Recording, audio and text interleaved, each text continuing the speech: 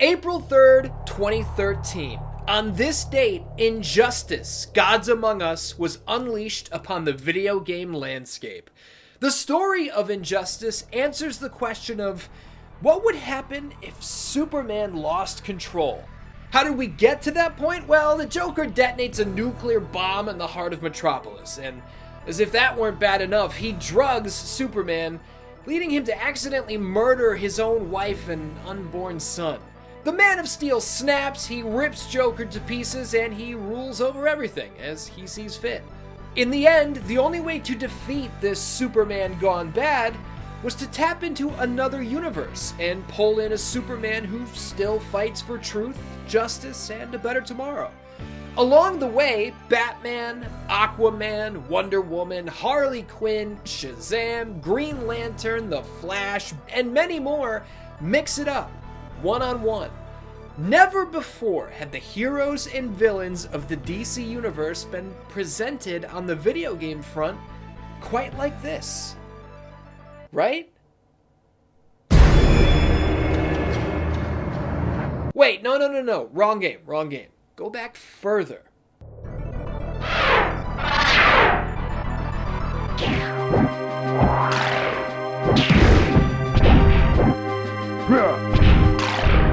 There we go.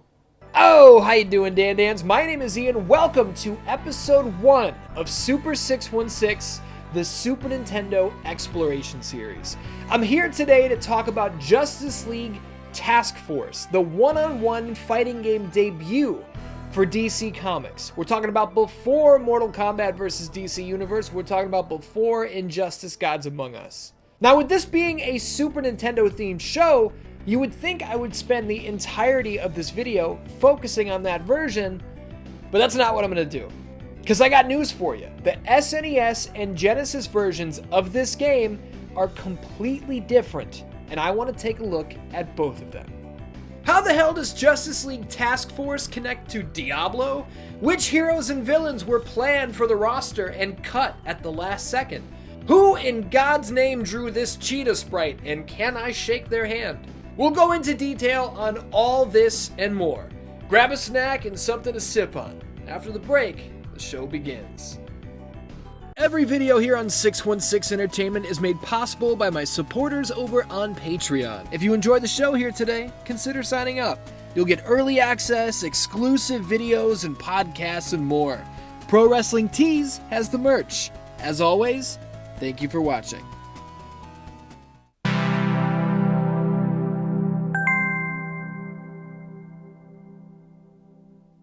Do you remember Justice League Task Force? I figured that's a pretty good question right at the top. Did you own this game? Have you ever played it?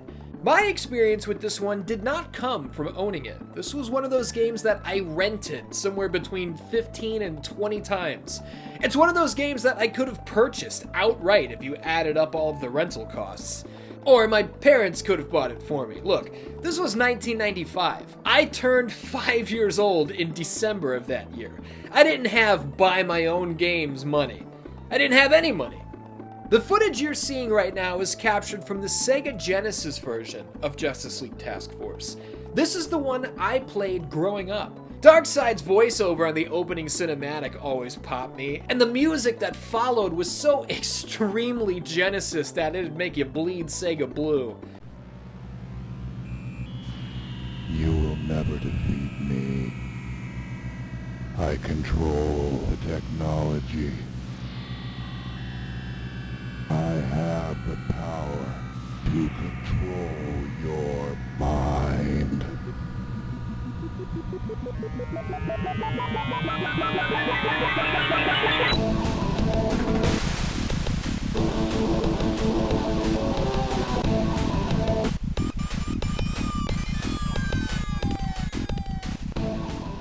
This was the console I had, so this was all I knew. But as I stated, this is Super 616, the Super Nintendo Exploration Series. What I have here today is the Super Nintendo version of Justice League Task Force, complete in box. Well, not complete. I guess I don't have the manual. Damn it. Well, whatever, close enough. Let's pop this sucker in and get down to business. One of the first things you'll notice here on the Super Nintendo version is that literally every character is drawn different from the Genesis version. The Flash is ready to sprint on the Sega version, whereas the Super Nintendo port has him reserved and collected. Aquaman's trident from the Genesis version is nowhere to be found on SNES. The sprite used for Superman on the Super Nintendo is pulled directly from the Death and Return game. Seriously, it's a one-to-one copy, whereas the Genesis version is brand new. And that's where we can dig into why these two games with the same title, the same plot, the same roster, and the same gameplay are so different. It's because they were developed by completely different studios. Now let's state up front that Sunsoft were present in the production of both versions. Sunsoft are the constant. And Sunsoft were no stranger to DC Comics video games. When you really look at it, these guys gave us more Batman titles than Rocksteady has. Sunsoft gave us more Superman games than... no one's given us a Superman game in 19 years. Not a joke, by the way. 19 years. But we're not here today to get bogged down with that. The Sega Genesis version of Justice League Task Force was developed by Sunsoft and Condor Inc., a team that many of you have a ton of history with. Condor were eventually purchased by Blizzard Entertainment and renamed to Blizzard North. Yeah, this is the studio who went on to create Diablo. Years later, they would release the bigger and better Diablo 2. Condor's co-founder, David Brevik, told IGN in 2018 that he had no idea that there was a Super Nintendo version of Justice League Task Force in development at all. There he was, he and his team hard at work on this upcoming Justice League fighting game for the Sega Genesis. Brevik goes to the Consumer Electronics Show and he meets up with other industry vets. And there's this guy there who goes, "Hey man, I'm working on this really cool game. It's a Justice League fighting game for the Super Nintendo. We're doing it with Sunsoft." Brevik was blown away. This must have felt like when they pulled in that other Superman during the Injustice story, you know? Like, you're the same guy, just different. Brevik states in this interview that despite each team not knowing the other version even existed, the final products of both are eerily similar. Obviously, both sides were given a roster and levels and a scripted plot to follow, but the rest was on them. And when you look at the stages side by side and see how similar they wound up being, it is pretty incredible. Oh, and the Super Nintendo version of Justice League Task Force was developed by Blizzard Entertainment. Like, Big Blizzard. If at this point you're wondering if this little 16-bit, borderline forgotten DC Comics fighting game planted the seeds that sprouted Blizzard's purchase of Condor and the eventual creation of Diablo, yes, how crazy is that? And I find it funny that the SNES Superman looks like, well, Superman. And the Genesis version, with its drab and muted colors, feels more akin to Zack Snyder's Superman. Where have we seen this before? Just a funny little observation. So that's the story of the production of Justice League Task Force. What do you think about diving into the story of the game itself? I mean, we've got heroes fighting heroes here. There's gotta be a reason why Wonder Woman and Batman are beating the brakes off each other, right? Yes, there is. And that reason is Darkseid. Or more specifically, Darkseid has invaded Earth, and that's big bad news. We, as the player, pick which hero heads out in search of answers. Look, this was 1995. Nobody had iPhones at the time. If you wanted to talk business with your boys, you had to go to their house. But there's no conversation here. We're throwing hands immediately. When the dust clears, the fallen hero seems to be malfunctioning somehow. But our character is like, whatever, let's go talk to another friend. Maybe they will know what's going on. Nope, squaring up on sight. Another win, another strangely explosive loser. I'll fast forward in the interest of time. Every single one of our friends attacks immediately, and we have to kick all of their asses. Finally, we turn our sights to the villains, Despero and Cheetah, who lead us directly to the source of corruption, Darkseid. These heroes who have been unwilling to help in the war aren't really our friends. They're robots built by Darkseid to throw the Justice League off course. Darkseid's ass is kicked, and then with no real explanation, everything is fine. The ending is abrupt, to say the least. And here's a bummer, every single hero has the exact same storyline. I mean, goodness gracious, they've all got the exact same script. The footage you've just seen came from the Super Nintendo version, by the way. Over on Sega Genesis, there's huge art of the chosen character pasted against the background of the level we just fought on. Pretty cool. Our roster here consists of 6 characters: Batman, Superman, Aquaman, Wonder Woman, Green Arrow, and The Flash. That's for story mode. Crossover into battle or versus mode, and the heals are all playable as well, which expands the roster to 9. Now, is it cool to be able to play as all of these characters? Of course it is, but man, a roster of 9 isn't exactly huge. Mortal Kombat 2 released 3 years prior with 12 fighters. Mortal Kombat 3 dropped the same year as Justice League Task Force, but that game has 15 fighters. Single digits in 1995 was a bit rough, especially when the DC Universe has such a stacked bench. That's a disappointment, especially considering that Martian Manhunter, Fire, and Shrapnel were all meant to be featured as playable characters. Here's a preview article from Electronic Gaming Monthly, issue number 58 to be exact, which shows off their models. I find it hilarious that Despero was initially supposed to be asshole naked. Thank God they made him put some clothes on for the final release. Who does he think he is? Cheetah? Despero and Cheetah is like the Seinfeld bit of good naked versus bad naked. But the thing you don't realize is that there's good naked and bad naked. Walking around naked? That is not a good look for a man. Why not? It's a good look for a woman. Well, female body is a work of art. The male body is utilitarian. It's for getting around. It's like a Jeep. This has all been very informative, right? I mean, I hope it has. You may have noticed I have not really been sprinkling my personal opinions or analysis in just yet, but I figured now is the time. Now that you've seen the roster and the graphics and the moves and the gameplay and everything, you might be wondering, is Justice League Task Force a good game? It's a fair question. As a matter of fact, it might be the perfect question. And the answer is no, not really. The special move inputs are inconsistent, to put it as gently as possible. If I'm being real, most of the time they just don't work. Practically every character's special move inputs are the same: quarter circle forward or backward and a strike button. I cannot even begin to explain why 8 times out of 10 it just does not result in launching the move. I've been playing fighting games for over 30 years. I know how to do these things. It just doesn't work. Let's pop over to the Sega Genesis version, because this specific issue is worse here. Who's gonna tell me how this punch landed? Look at this. And this is not just a one-off goof either. This happens all the time on Genesis. This sort of collision detection, hitboxes this large, this is unacceptably bad. A good deal of the strikes themselves barely have any animation to them at all.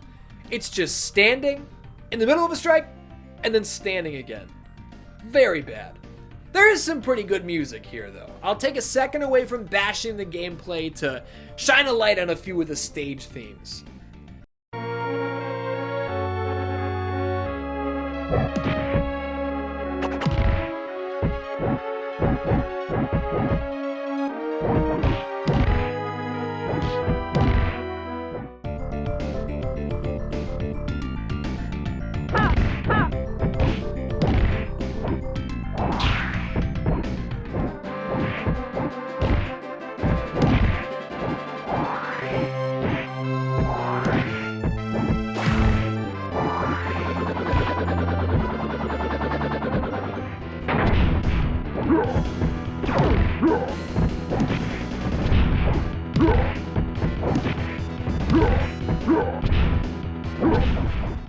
This music comes to us from composer Glenn Stafford, a man still in the biz to this day. You've heard his work recently in Diablo 4, Overwatch 2, World of Warcraft, and more.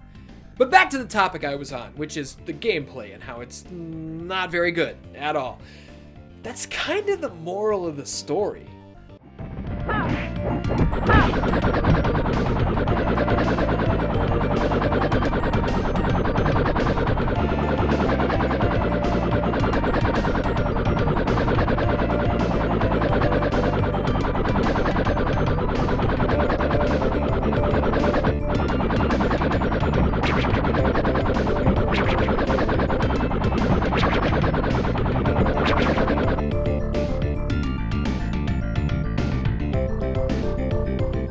I recently did a video on Marvel Nemesis Rise of the Imperfects, and that video performed well, and many agreed with my stance that despite the very cool concept, the game itself kinda sucks. Most agreed with that stance, as a matter of fact, but there were a select few who were very, very upset with me.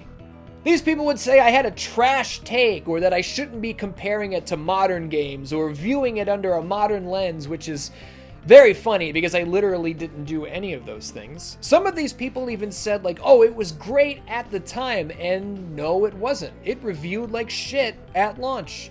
What I'm getting at is this. I like Justice League Task Force for the novelty of it being a 16-bit DC Comics fighting game from the mid-90s. That's what it is. It's a novelty. It's a gimmick. This game largely sucks. It's not particularly good in any way, and I like it, and that's okay. You Marvel Nemesis soldiers, man, something else.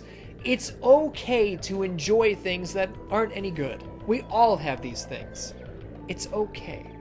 You know what's annoying about the Super Nintendo version? We can't choose the level we fight on, even in battle mode. Oh, battle mode. You might be wondering what that is. It's just the story mode with no cutscenes. You're still fighting the same people on the same stages. To go one further, we can't even pick our opponents on SNES. Over on Genesis, we can choose the opponent and the stage, meaning we can mix and match however we want. We can do Batman versus Darkseid in Metropolis. We can do Despero versus Aquaman in Themyscira. Not possible on Super Nintendo. Someone has to be in their hometown or it's a total no-go. That's lame. One more thing. The Sega Genesis version keeps a super in-depth record of your results in battle mode. When you've got a friend over, this is awesome. All in all, the Super Nintendo version plays better, but the Genesis version has the better features, for sure. Genesis does. You can't do this on Nintendo. You want to see something? You want to see something? I'll show you something. Here's something. McFarlane just did a whole line of Justice League Task Force action figures 30 years after the release of this game. Obviously, I had to buy the Superman figure from this wave because of my Superman problem. But the whole wave looks great. Why they didn't include Green Arrow or Wonder Woman is a mystery, but it's incredible that these figures were made at all. What I find abhorrent and grotesque are the chase variants. What the hell are these supposed to be? Are these reflective of when the fallen robots explode or something? Or like when you're lit on fire? Who thought these looked good? I don't know. But this looks good, and that's all I care about. Now, Super 616 is obviously a Super Nintendo themed show, so I thought it would be cool to focus in on the Super Nintendo version's legacy and value in today's market. This nearly complete copy I have is worth around $40 to $50 today, but you can grab a loose copy for under 20 bucks, as a matter of fact. Is it worth 20 bucks? Hey, if you're a DC fan who just wants to relive a couple memories, you're fully aware that this game is absolutely nothing special, and you'll probably be completely over it in like 2 hours. Sure it is. How did Justice League Task Force sell? I have absolutely no idea. Did this game review well when it released? No, it didn't. The comic series of the same name that ran for several years, was it related to this game? Not in any way whatsoever. Did this game get a sequel? No, it didn't. But apparently there is a fan-made Mugen, or Mugen, or however the hell you say that word, that is called Justice League Task Force 2. Is it good? I have no idea. I'll never play it. But I applaud the talent that it took to create this. Justice League Task Force is a product of its time. It's a shallow, 16-bit, licensed, one-on-one fighter. It just so happens to have a really cool story behind its development and contains a roster of iconic characters. This is a game carried by its license. If it were simply called Task Force and Superman and Wonder Woman were replaced by Gary and Layla, nobody would remember this game at all. 13 years later, the heroes and villains of the DC Universe would go to war in the one-on-one fighting genre once again in Mortal Kombat vs. DC Universe. 5 years after that, we'd get Injustice, Gods Among Us, followed by Injustice 2 in 2017. Man, DC Comics has a hell of a history in this genre, and Justice League Task Force is where it all began. Oh, there it is, Dan-Dans. That's my retrospective on Justice League Task Force, and that's episode 1 of Super 616, the Super Nintendo Exploration Series. Now, I'm going to cover a wide variety of games on this show, but seeing as though I started things off with DC, I don't see why episode 2 shouldn't be a Marvel game, right? Tune in next time for Spider-Man X-Men Arcade's Revenge. Patreon, YouTube channel memberships, whatever. I could really use your support, and those of you who are already signed up, I hope you're enjoying Monday Night Blitz 3, and I greatly appreciate you being in my corner. Whether you sign up, whether you don't, either way, thanks for watching here today. I love you, and I will see you soon.